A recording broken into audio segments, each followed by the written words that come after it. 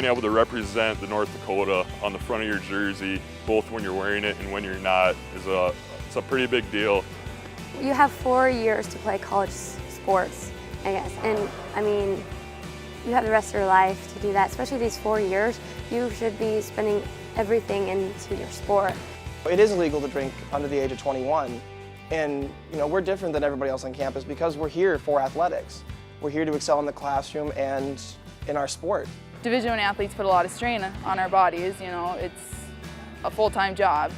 So making sure we have a clean, pure, healthy body before games is key to do our job correctly.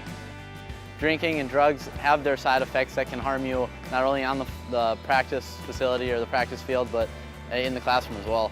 You obviously can't play up to your potential if you're under the influence of anything, or you've had a rough night and you're sick, or you don't feel good. You're not going to perform the way you should. You got to realize that you're also an athlete, so whatever the front office decides to put on top of you, you have to have a meeting with them.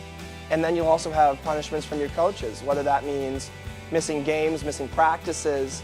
It could be so serious that you could be excused from the rest of your season. Performance-wise, it definitely affects you.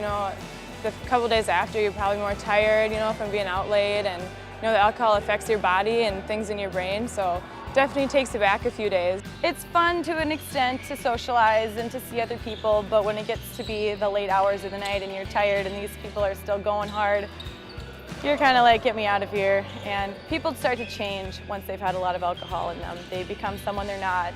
You want to surround yourself with people who will respect your decisions. I think that's key when you go out, especially social gatherings, stuff like that.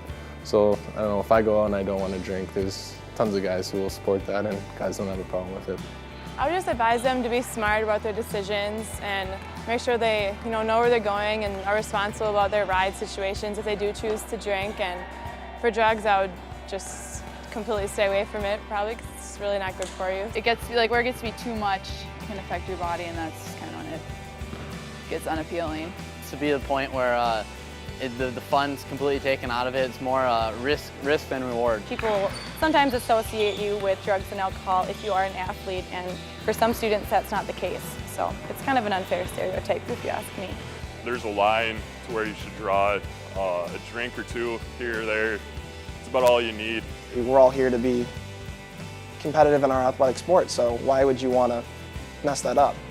I've seen where even if you're not drinking, people are pressuring you to drink. People think it's cool, oh, I can have 4 beers and feel nothing, oh, I can have 6, No, it's just showing you've done this so much, your body's used to it. Obviously, when your tolerance is high, that means, one, either it's inherited, or B, you've been drinking too much. So I think that's something you always have to look for, especially when you see friends and stuff like that. You gotta know when to stop.